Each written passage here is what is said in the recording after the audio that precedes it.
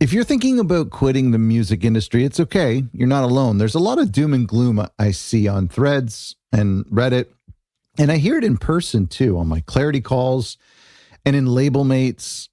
There's people with passion who are cynical and concerned, and rightfully so. There's a lot of discouraging news for artists and record labels coming from tech, capitalism, and the economy. So if you want to give up, that's okay. I'm going to give you an out in this episode, but I'm also going to encourage you to stick around. Let's dive in. Other Record Labels is supported by LANR. As you may know, here at Other Record Labels, we've always been on the lookout for a reputable digital distributor that we can confidently recommend to our community, something I get asked about on a weekly basis. And we're proud to say that we finally found it with LANR Digital Distribution. Not only are they an incredible company with so many features included in your membership, but they're also a Spotify preferred distributor. LANR makes getting your music on Spotify, Apple Music, Amazon, TikTok, and tons of other platforms incredibly easy. Plus, they offer fair pricing, no hidden fees, and artist-friendly terms, which is exactly what independent artists and labels like us need. And I'm personally quite fond of the mastering services and the free plugins and some of the samples that you get as well. I'm really incredibly grateful to LANR for making these weekly episodes possible. If you're looking for a trusted distributor to help get your music heard, check out LANR using our special link in the episode description, or just head to otherrecordlabels.com/LANR. That's spelled LANDR.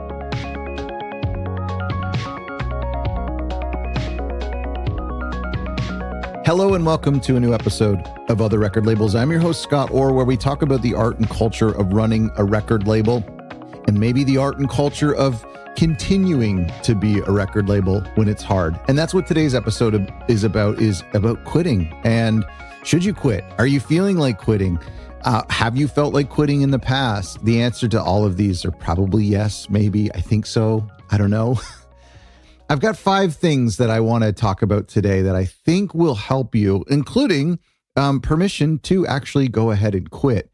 But there's a couple reasons why I think you should stick with it. At the very least, just kind of ride the wave, ride the ebb and flow of these feelings that you're feeling. And the first thing I want to share with you is the trumpet analogy. Perhaps you've heard this. I stumbled across it just recently. It's an incredible analogy for any business, really, but I think it relates so well to us record label owners who are still trying to make things work. Like if you've been at it for a few years and you've yet to make any money or enough money, or if you aren't getting traction with your releases, or if you're thinking about starting a record label, but you've heard how hard it is to make a living or how bad the record industry is these days. We'll talk about that in a minute. Or maybe you're also just an indie artist who's about to release a record and it feels like it's just going to flop. Here's the analogy that I think is everything, and it's actually a musical analogy, so it makes even more sense for us. It's so good, I put it as the first page in my new book that comes out next month. Whoa, spoiler alert. If an average person were to pick up a trumpet and try to play it, what would happen? They would probably blow. They would probably blow really hard. They would push a few combinations of the buttons and then they'd keep blowing. And even if they were smart enough to pucker their lips, they still would barely be able to get out a squeak. Most likely no sound at all. Then they'd throw it on the ground and they'd say that trumpets don't work, that they're useless. But we know that a trumpet is something you have to really practice. You have to have patience and you have to learn the techniques. And quite frankly, it might take a few months or even a few years before you start making beautiful music. Record labels and actually the music business is the same way. If you start today and you want to make a living or have a receptive audience, you're going to be disappointed.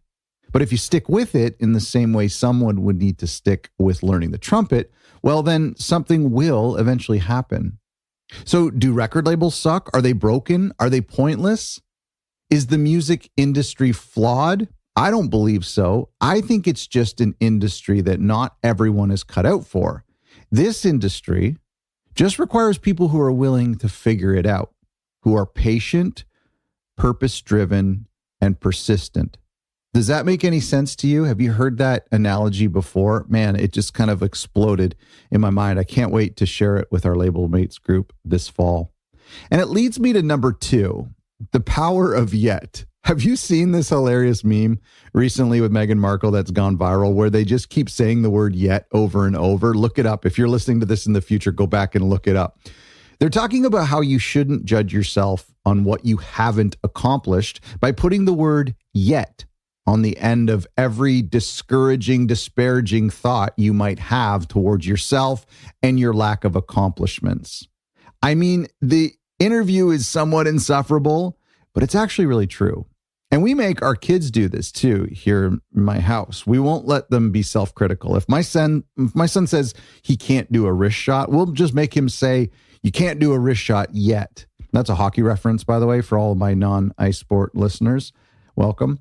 Anyway, despite this cringe meme, it really is true for all of us. And I think I talked about it years ago on the show before the meme went viral. And that is that you maybe just haven't carved out your niche or your place in the music business yet. I know that it feels like you should be doing short form media, but you don't know how, or you're too old, or you think it's embarrassing. That's okay. There's a path for you to succeed here that you just haven't found yet.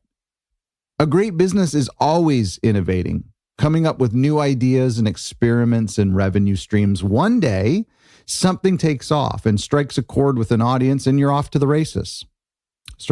That was 2 analogies in one sentence, by the way. Strikes a chord and off to the races, whatever. But you understand what I'm saying? The power of yet is very cheesy, certainly in this meme, but it's kind of true. I love watching my friends struggle online in the music space or just as general content creators and pivot all over the place until one day, after years of trying different things, something clicks and they start growing like mad. I have one friend right now in mind who's growing like insane on Instagram, who has been pivoting and trying different things in the art space, in the self-help space for so long, and they've landed on something absolutely incredible and absolutely powerful, and now they're skyrocketing. It's like the opposite of an overnight success. People overestimate what they can do in a year, but underestimate what they can do in a decade.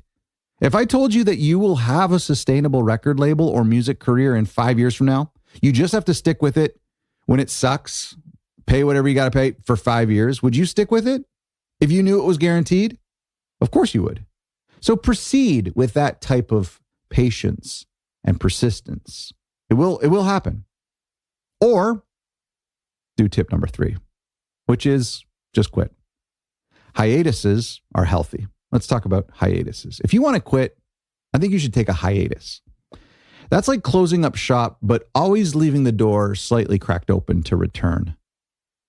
Life, we know, is made up of seasons.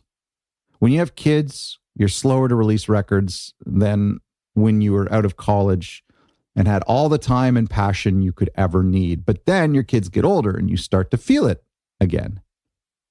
I've done clarity calls with people in their 60s who are retiring and want to do that music dream that they were never able to do. I find that so inspiring. I myself have gone through times where I'm super prolific and then otherwise distracted for a season of a few months or a few years. In fact, my label, Other Songs, has essentially been cryogenically frozen like Walt Disney.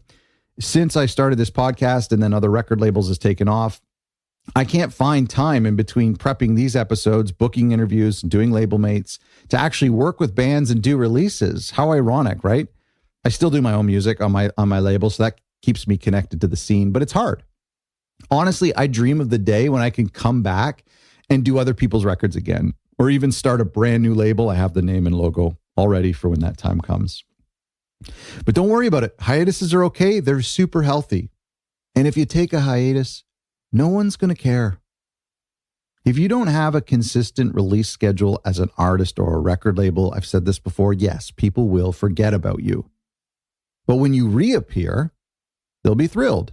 It's a win-win. They won't notice when you slow down, but they'll really notice when you come back and surprise them with new music. So, take a hiatus.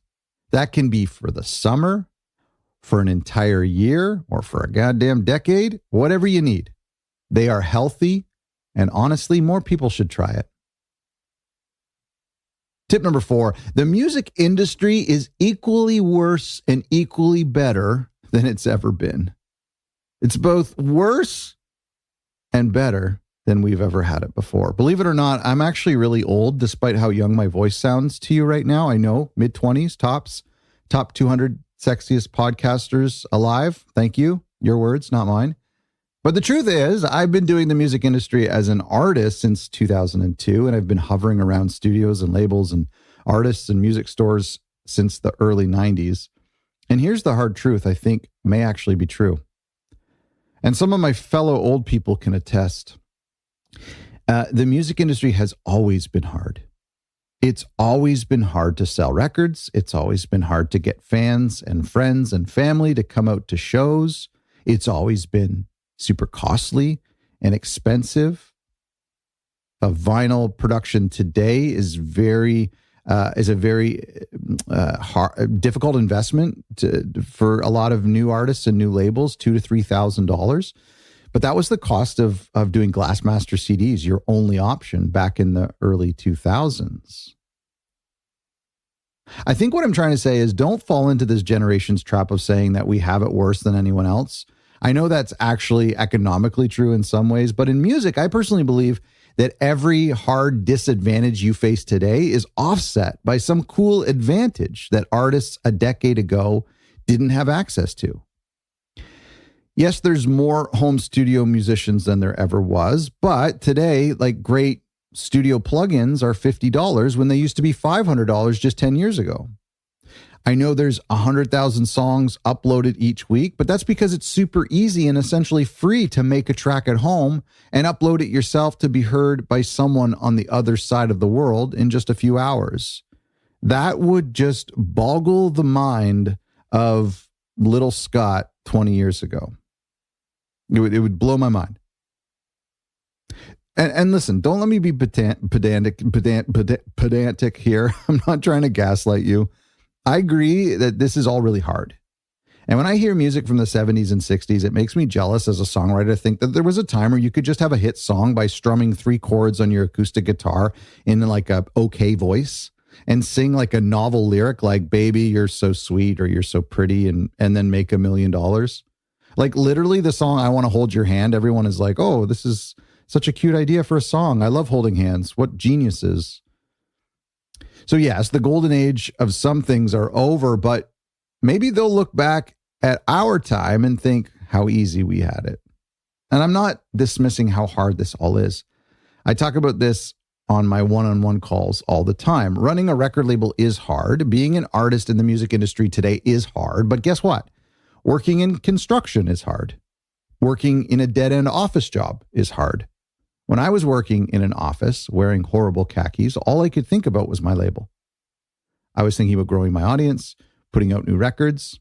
It was hard to grow my label, but nothing was harder than putting up with an awful boss and wearing those khakis, man. I threw them out. That was like the first thing I did when I quit was I burned those khakis. Here's my final thing I want to share with you, and it's the reality. We have no choice. You can go on hiatus. You can release music to millions or to no one. At the end of the day, you're not going to stop, are you? We're like ants who work all day until we die. I'll be writing song ideas on my deathbed. I'll be playing guitar to my grandkids or shopping on Facebook Marketplace for vintage audio gear in the nursing home. I can't escape it. I don't intentionally stay in this business. I do it involuntarily. I'm not buying records or checking out Friday's new releases because it's my job. It's just part of my DNA. So yes, this is a tough business. I wonder what it would have been like to be born with a passion for day trading instead of a passion for weird ambient jazz music. But here we are. This is who I am. And I can take a hiatus. I can ride the ebb and flow of my creativity, and I do. But I've been at this for a really long time, an embarrassingly long time.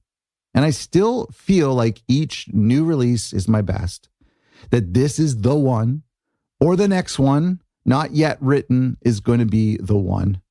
This dream or delusion, I'm going to take into the afterlife. I really have no choice. So let me know by sending me an email, or we'll post this conversation in our Facebook group. And I want to know if you've been feeling like quitting lately, or if you felt that in the past and maybe there was something that got you through it, that put fuel in your tank to help you go for another year. I know for a lot of people, it's the artists they work with, it's the community, it's the music, all of those wonderful things. And if you've found strength and fuel and energy in some of those things, please let me know. Please share it with me. Please share it with their community. And if you're starting to feel that now about, should I keep at this? I hope that you found today's episode encouraging. I hope there's things that will help you press on, or I hope I've given you permission to take a little break, a long break. You can call it quitting if you want. You can tell your family you're quitting, but you know deep down that it'll come back around. It's something, you'll hear a band, you'll be at a show, you'll meet someone a few years from now who needs help releasing a record, or you'll write a great record and you're like, I want to put this out to the world. You know how it works. Thanks for listening, and thanks to our friends at LANR. If you don't quit the music industry and you need to distribute that music that you make and we need to hear, check out LANR as the official digital distributor of other record labels by going to lanr.com/other record labels. And thanks to them for making today's episode possible. Thanks for listening.